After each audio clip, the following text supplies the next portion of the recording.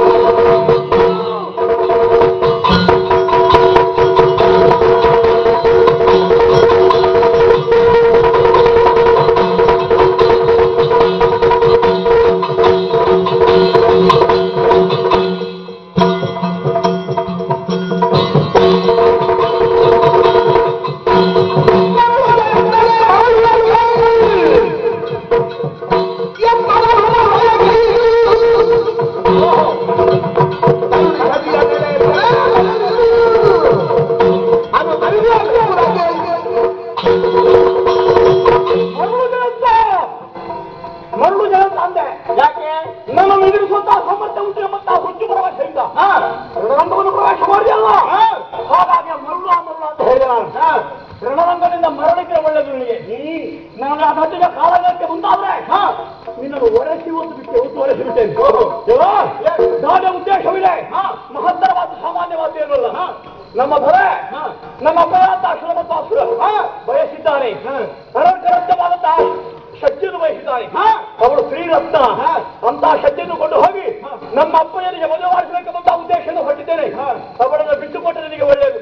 ಅದು ಅಲ್ಲ, ರಣರಂಗದಲ್ಲಿ ಒಂದು ಒರಸಿ ಬಿಟ್ಟೇನು.